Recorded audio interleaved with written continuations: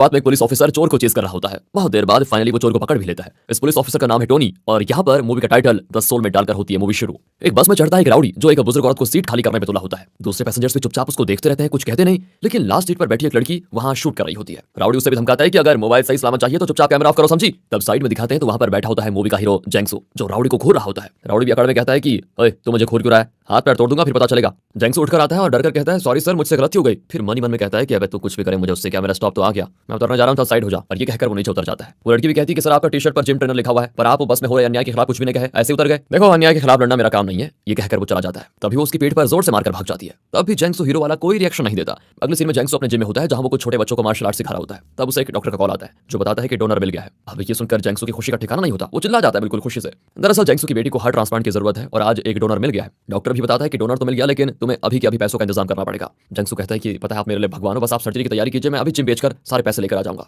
दूसरी ओर टोनी अपनी गर्लफ्रेंड टीना से मिलने जाता है जो फिश बेचती है। वो जिद करती है कि जब सारे फिश बिक जाएंगे तभी आऊंगी। टोनी चुपचाप बाहर चला जाता है और वहां जाती भी एक औरत को कुछ पैसे देकर कहता है कि सुनिए मेरे खातिर आप उस लड़के से वो सारे फिश खरीद लीजिए ना। वो वैसा ही करती है और तब टीना खुश होकर टोनी के साथ घर आ जाती है। दरअसल रोज यही होता है। अब यहाँ जैंगसू नहा रहा होता है तो उसकी बेटी, इसे हम क्या कहेंगे, चुटकी कहते हैं, चलो ठीक है, वो चुटकी एक स्टफ टॉय को पकड़कर पीट रही होती है। लगता है इसे फाइटिंग का बड़ा शौक है, लेकिन जैंगसू ने इसको उछल कूद करने से बिल्कुल मना किया होता है क्योंकि इसका हार्ट वीक है ना, इसीलिए। फिर जब जैंगसू नहाकर आता है तो वो चुपचाप खड़ी हो जाती है। क्या कर रही थी तुम? कुछ नहीं पापा, मैं तो बस कब से यहाँ चुपचाप खड़ी हूँ। पर जैंगसू को पता चल जाता है तो वो डांटता है कि कितनी बार समझाया है तुम्हें, इस तरह मत खिला करो, तुम्हारा हार्ट वीक है। वो बेचारी उदास हो जाती है। जैंगसू समझाता है कि जब तुम्हारा ऑपरेशन होगा तब तुम ठीक हो जाओगी और फिर जितना मर्जी तब खेल लेना। तब जाकर लड़की खुश होती है। अब जैंगसू उसे स्कूल के लिए रेडी करता है। कुछ साल पहले जैंगसू की वाइफ की डेथ हो गई थी और तब से वो बेचारा अकेला ही बेटी की देखभाल करता है। वो उसे स्कूल लेकर जाता है तो वो भागने लग जाती है। फिर जैंगसू उसे धीरे धीरे जाने को कहता है और अपना सीना पकड़कर धीरे धीरे वो चलने लग जाती है। यहाँ दिखाते हैं तो एक आदमी पुलिस स्टेशन आकर टोनी पर चिल्लाता है कि कितने दिन हुए कंप्लेंट दिए हुए, पर आज तक तुम लोगों से मेरा कुत्ता नहीं ढूंढा गया, पुलिस क्या सो रही है तब से। पर टोनी शांत होकर कहता है कि सर आप हमें थोड़ा टाइम तो दीजिए, हम जरूर आपके कुत्ते को ढूंढ निकालेंगे, हम जरूर ढूंढ निकालेंगे आपके बेटे को, आई मीन सॉरी आपके कुत्ते को। उस रात टोनी कुत्ता ढूंढने निकल जाता है। वो हार्बर के पास पहुंचता है तो कुछ आदमी लड़कियों को किडनैप करके कहीं ले जा रहे होते हैं। टोनी उनकी गाड़ी को फॉलो करके एक टनल में पहुंचता है और वहां जैंगसू खड़ा होता है। टोनी कहता है कि मुझे ये गाड़ी चेक करनी है, पर जैंगसू कहते हैं देखिए मैं एक जिम ट्रेनर हूं, मैं वो नहीं हूं जो आप सोच रहे हो। ये कहकर वो गाड़ी लेकर निकल जाता है। अगले दिन जैंगसू चुटकी को स्कूल छोड़कर चला जाता है। तभी टोनी देखता है कि चुटकी स्कूल के बजाय पास की एक बिल्डिंग में जा रही है, लेकिन अभी तो उसको जैंगसू को फॉलो करना है, वो ज्यादा इंपॉर्टेंट है, इसलिए वो जैंगसू के पीछे चला जाता है। गाड़ी ठीक जिम के आगे रुकती है तो टोनी जल्दी से उस गाड़ी की फोटो खींच लेता है। जैंगसू जब उसको देखता है तो डांटता है उसे कि तुम मेरी गाड़ी के पास कर क्या रहे हो, लेकिन टोनी बिना कुछ कह निकल जाता है। फिर वो सुपरमार्केट में कुछ खरीद रहा होता है तो सामने एक क्लब के कुछ आदमी निकलते हैं। ये वही गैंग है जो कल रात लड़कियों को उठाकर लेकर जा रहा था। टोनी उनकी गाड़ी को फॉलो करने की सोचता है पर इतने में गाड़ी निकल जाती है। अब उसी रात टोनी अपने फ्रेंड के साथ ड्रिंक करके बाहर निकलता है तो उसके हाथ से एप्पल्स नीचे गिर जाते हैं। तभी जैंगसू भी अपनी बेटी को लेकर उसी रास्ते से जा रहा था, लेकिन जैंगसू उनकी मदद नहीं करता। फिर टोनी अपने फ्रेंड माइकल को बताता है कि देखा कितना कट कर चला गया ये आदमी, मुझे तो लगता है कि ये कोई लीगल काम कर रहा है, इसकी गाड़ी अक्सर मेरी नजर में आ रही है। पर माइकल जो खुद एक पुलिस ऑफिसर है वो कहता है मैं उसे जानता हूँ, बहुत ही साधु इंसान है, वो अपना जिम चलाता है और दूसरों के मामले में अपनी टांग बिल्कुल नहीं अड़ाता। उस रात टोनी उसी सुपरमार्केट में जाकर उस गैंग का वेट करता है। तभी उस क्लब के आगे जैंगसू आकर फोन पर बात कर रहा होता है। टोनी फिर उसे फॉलो करता है पर तभी एक लड़की की चीख सुनाई देती है। फिर टोनी जैंगसू को छोड़कर उस आवाज की दिशा में जाता है। वो देखता है कि उस क्लब के कुछ आदमी एक लड़की को पीट रहे होते हैं। मार खाते खाते वो लड़की अपना मोबाइल पौधों के बीच फेंक देती है। टोनी ये सब कुछ देख लेता है लेकिन वो कुछ कर नहीं पाता क्योंकि वहां पर कई आदमी होते हैं। तो गैंग उस लड़की को टॉर्चर करते हैं कि कहां है तुम्हारा मोबाइल। टोनी समझ जाता है कि जरूर उस मोबाइल में कुछ तो है। वो चुपके से लड़की का मोबाइल उठा लेता है। फिर टोनी और माइकल उस मोबाइल को कंप्यूटर में कनेक्ट करके देखते हैं और उसमें पता चलता है कि उस गैंग ने कई लड़कियों को किडनैप करके रखा हुआ है और इस लड़की ने उनकी वीडियो ली थी, इसलिए वो उस लड़की को टॉर्चर कर रहे थे। इसी बीच टोनी को एक कॉल आता है। दरअसल टोनी एक घर खरीदना चाहता था और आज उसे उस घर की चाबी मिलने वाली है। वो चाबी लेने जाता है और बहुत ही खुश भी होता है। तो माइकल उसको एक पार्किंग लॉट में बुलाता है जहां पर कोई एविडेंस मिला है। टोनी भी वहां जाता है। यहाँ दिखाते हैं तो जैंगसू अपनी बेटी के लिए एक टॉय खरीद कर लाता है और उसकी गाड़ी वहां होती नहीं। वहां पर एक नोटिस होता है कि तुम्हारी गाड़ी को हम टो करके लेकर गए हैं, पुलिस स्टेशन आकर ले लो। जैंगसू को बड़ा गुस्सा आता है क्योंकि उसने ठीक जगह पर पार्क किया था।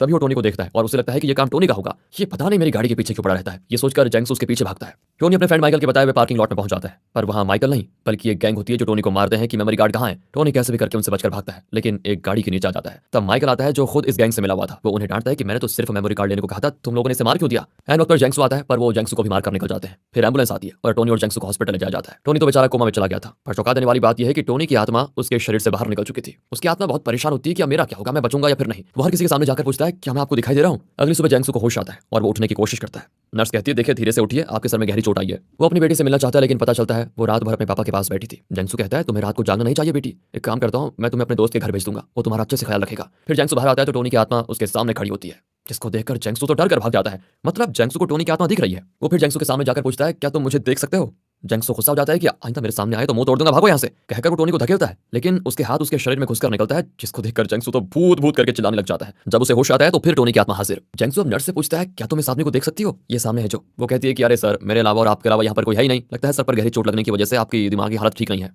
तब टोनी कहता है कि मेरी आत्मा शरीर से बाहर निकल गई है, प्लीज मेरी मदद करो। लेकिन जैंगसू तो डर के मारे उससे बचकर ही भाग जाता है। माइकल जो कि उस गैंग से मिला हुआ था वो टोनी को देखने हॉस्पिटल आता है और टीना से कहता है कि इसका ख्याल रखना, अगर किसी चीज की जरूरत पड़े तो मुझे बुला देना, अगर इसे होश आए तो एक मेमोरी कार्ड के बारे में पूछना जो एक केस के लिए बहुत इंपॉर्टेंट एविडेंस है। तभी उसे कॉल आता है जिसे वो कट कर देता है। अब टोनी की आत्मा को यानी टोनी को अपने दोस्त का असली चेहरा दिख गया था कि वो इलीगल काम कर रहा है, इसलिए टोनी यानी टोनी की आत्मा उसका पीछा करती है। वो एक जगह जाता है और अपने गैंग लीडर से मिलता है जो कि पुलिस चीफ है। ओह माय गॉड, ये खुद ही इतना बड़ा काम कर रहा है, ये लड़कियों को किडनैप करके उनको बेचता है। वो पूछता है कि मेमोरी कार्ड मिला या फिर नहीं। माइकल कहता है नहीं मिला सर, और टोनी अभी कोमा में है। पुलिस चीफ उसे धमकाता है कि जब तक मेमोरी कार्ड ना मिले तब तक मत आना, और अगर नहीं आए तो तुम्हें जिंदा छोड़ दूंगा। माइकल वहां से निकल जाता है। अब पुलिस चीफ की गैंग जैंगसू को पकड़ने आती है क्योंकि उस दिन जैंगसू भी वहां पर था। इन्हें लगता है कि जैंगसू उस मेमोरी कार्ड के बारे में कुछ जरूर जानता होगा, लेकिन अब इनको देखकर टोनी जैंगसू को वार्न करने चाहता है कि शायद वो गैंग तुम्हें मारने आ जाए। पर यहाँ तो जैंगसू का डर कम ही नहीं हुआ था, वो टोनी की किसी भी बात को सुनना नहीं चाहता। इतने में वो जैंगसू पर हमला कर देते हैं, लेकिन जैंगसू उन्हें मारकर आराम से बाहर भाग जाता है और तब जाकर उसे टोनी की बात पर विश्वास होता है। फिर टोनी जैंगसू को उस गैंग से भी बचा लेता है। उस रात टोनी की आत्मा अपनी बॉडी के पास बैठी होती है। टीना बहुत दुखी होती है कि टोनी कोमा में है। उसने प्रेगनेंसी टेस्ट लिया था जिसमें पता चला कि वो प्रेग्नेंट है। वो टोनी को टेस्ट रिपोर्ट दिखाकर कहती है कि तुम जल्दी होश में आ जाओ प्लीज, ये देखो तुम बाप बनने वाले हो, मुझे अकेले रहने में बहुत डर लग रहा है, प्लीज जल्दी होश में आ जाओ। थोड़ा इमोशनल हो जाती है बेचारी। अब टोनी यानी कि टोनी की आत्मा भी उसे देखकर इमोशनल हो जाती है कि मेरा कितना ख्याल रखती है ये। तभी टीना वहां पर पड़ा हुआ एक मेमोरी कार्ड देखती है और टोनी के फ्रेंड माइकल को कॉल करके बताना चाहती है, पर टोनी टेंशन में चिल्लाता है कि वो गद्दार है, उसे मत बताओ। पर कहां, उसकी आवाज तो जैंगसू के अलावा किसी और को सुनाई नहीं देती। इसी बीच जैंगसू को उसके फ्रेंड का कॉल आता है जो बताता है कि चुटकी गायब है। जैंगसू घबराकर तुरंत उसको ढूंढने निकल जाता है, लेकिन तभी टोनी उसकी मदद मांगने आता है कि तुम मेरी गर्लफ्रेंड को बताओ कि माइकल को मेमोरी कार्ड के बारे में ना बताए वो। अब जैंगसू खुद अपनी बेटी को लेकर परेशान है और इस समय वो टोनी की मदद करने की हालत में बिल्कुल नहीं होता। वो चुटकी को हर जगह ढूंढता है लेकिन वो कहीं नहीं मिलती। तब टोनी कहता है कि मैंने तुम्हारी बेटी को स्कूल के बजाय वो स्कूल के पास वाली एक बिल्डिंग में जाते हुए देखा था, और अब दोनों उस बिल्डिंग में जाते हैं तो चुटकी वहां बेहोश पड़ी होती है। वो कुछ ड्राइंग्स कर रही थी और लगता है तभी उसकी छाती में दर्द हुआ और वो बेहोश हो गई। जैंगसू उसे तुरंत हॉस्पिटल लेकर जाता है जहां वो बताते हैं कि जल्द से जल्द इसका ऑपरेशन नहीं किया गया तो चुटकी को बचाना मुश्किल है। जैंगसू बेचारा पूरा टूट जाता है कि वो अपनी बेटी के लिए कुछ नहीं कर पा रहा। तब टोनी की आत्मा आकर उसके पास बैठती है और फिर हमको दिखाते हैं जैंगसू का एक फ्लैशबैक। दरअसल अब तक जिस जैंगसू को दिखाया गया था वो किसी की मदद नहीं करता था, लेकिन उसका कारण इस फ्लैशबैक में पता चलेगा। एक दिन जैंगसू अपनी फैमिली के साथ कहीं जा रहा था। सुबह का वक्त था जब सूरज भी नहीं निकला था। रास्ते में उसे गाड़ी दिखी जो उलट कर पड़ी थी। जैंगसू ने तुरंत अपनी गाड़ी रोकी और उनकी मदद करने के लिए भागा। उसने एक आदमी को बचा लिया, लेकिन उसे लगा कि शायद अंदर कोई और भी है। वो उसे बाहर निकालने की कोशिश में लग गया, लेकिन तभी ऑपोजिट में एक ट्रक आया जो जैंगसू की गाड़ी पर क्रैश कर गया। हालांकि जैंगसू ने अपनी गाड़ी रोड के साइड पर खड़ी की थी और उसी एक्सीडेंट में जैंगसू की वाइफ की मौत हो गई और उसी समय चुटकी का हार्ट भी डैमेज हुआ। प्रेजेंट में जैंगसू बताता है कि अगर उस दिन मैं उस गाड़ी के पैसेंजर की मदद ना करता ना तो आज मेरी वाइफ मेरे साथ होती और मेरी बेटी की क्या हालत ना होती, और तब से मैंने किसी भी मामले में दखल देना बंद कर दिया, फिर चाहे वो मदद करने के लिए क्यों ना हो। यहाँ टीना माइकल को वो मेमोरी कार्ड दे देती है। माइकल खुद भी बहुत दुखी होता है कि टोनी कोमा में है। दरअसल उसे पुलिस चीफ और उसकी गैंग पर गुस्सा भी है क्योंकि एक मेमोरी कार्ड की खातिर उन लोगों ने टोनी को जिंदा लाश बना दिया। तब टोनी माइकल को जोर से मुक्का मारता है, लेकिन मुक्का उसे नहीं, पास में रखे एक डस्टबिन को लग जाता है और वो हिलने लग जाता है। टोनी जो किसी भी चीज को टच नहीं कर पा रहा था उसने डस्टबिन को हिला दिया। अपनी पूरी ताकत से काम करने की वजह से उसके शरीर में कुछ बदलाव आने लग जाता है, हार्ट बीट चेंज होने लग जाती है। डॉक्टर टीना से कहता है कि टोनी की हालत दिन प्रतिदिन बिगड़ती जा रही है। ये सुनकर वो बहुत दुखी होती है कि टोनी उसको छोड़कर जाने वाला है। वो टोनी के साथ बिताए हुए खुशी के पलों को याद करती है।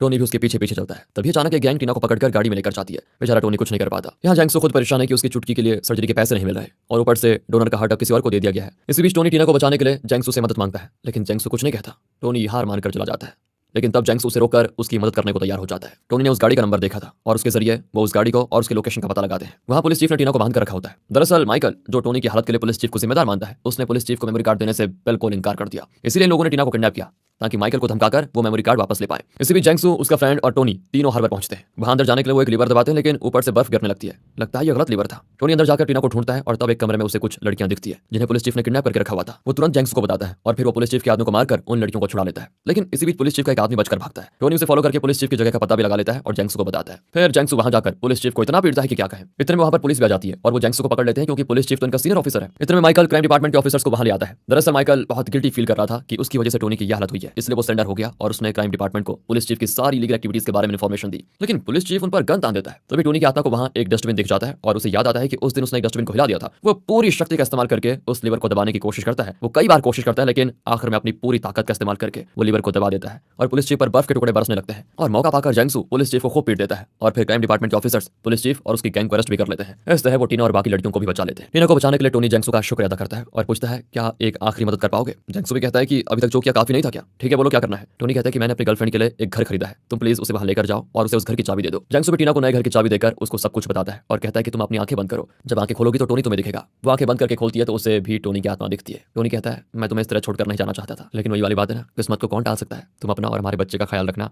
और अगर कोई मदद चाहिए हो तो जैंगसू से मांगने चले जाना, जरा भी संकोच मत करना, बहुत अच्छा इंसान है ये। मैंने तुम्हारे साथ खुशी भरी जिंदगी की तमन्ना की थी, लेकिन मेरे सपने एकदम से टूट गए। मैं मर भी गया तो हमेशा तुम्हें देखता रहूंगा। और तब हॉस्पिटल में दिखाते हैं टोनी जो कोमा में था, उसकी आंखों से आंसू निकलते हैं। चुटकी को हार्ट का डोनर नहीं मिला था, लेकिन अब डॉक्टर्स टोनी का हार्ट निकालकर चुटकी को देने का फैसला करते हैं, जिसके लिए टीना भी मान जाती है। इस सर्जरी को करने के लिए एक हार्ट स्पेशलिस्ट को बुलाया जाता है। अब जैंगसू को उस डॉक्टर का चेहरा देखा देखा सा लगता है। तब उसे याद आता है कि उस दिन सुबह सुबह जब वो अपनी फैमिली के साथ कार में जा रहा था तो उसने कार एक्सीडेंट में फंसे आदमी को बचाया था। डॉक्टर को भी जैंगसू का चेहरा देखा देखा सा लगता है। वो पूछता है मैंने आपको कहीं पहले देखा है। जैंगसू बताता है कि कि कुछ साल पहले आपका एक्सीडेंट हुआ था। मैंने आपको कार से निकालकर एम्बुलेंस को बुलाया। ओह हाँ, मुझे याद आया। दरअसल जब मुझे होश आया तो मैंने सबसे पूछा कि मुझे किसने बचाया, लेकिन मुझे तुम्हारे बारे में किसी ने कुछ नहीं बताया। वैसे वो बच्ची तुम्हारी लगती कौन है जिसका ऑपरेशन चल रहा है? जंगसू कहता है वो मेरी बेटी है। डॉक्टर कहता है अब वो तुम्हारी बेटी नहीं, मेरी भी बेटी है। तुम बिल्कुल फिक्र मत करो, इस सर्जरी के लिए मैं एक भी फी नहीं लूंगा और तुम्हें पैसों की चिंता करने की कोई जरूरत नहीं है। कहकर वो ऑपरेशन थिएटर में जाता है और ऑपरेशन ठीक ठाक करके चुटकी को बचा लेता है। इतने साल से जंगसू जिस मदद के लिए खुद को कोस रहा था, उस दिन अगर वो अपने काम से काम रखता ना तो उसकी वाइफ जिंदा होती। पर आज वो रियलाइज करता है कि उस दिन उसने जो मदद की थी, आज उसकी मदद नहीं, आज उसकी बेटी की जान बचाई। कुछ दिन बीतते हैं और एक दिन जंगसू बस में जा रहा होता है। तभी वही राउडी एक और बुजुर्ग को तंग कर रहा होता है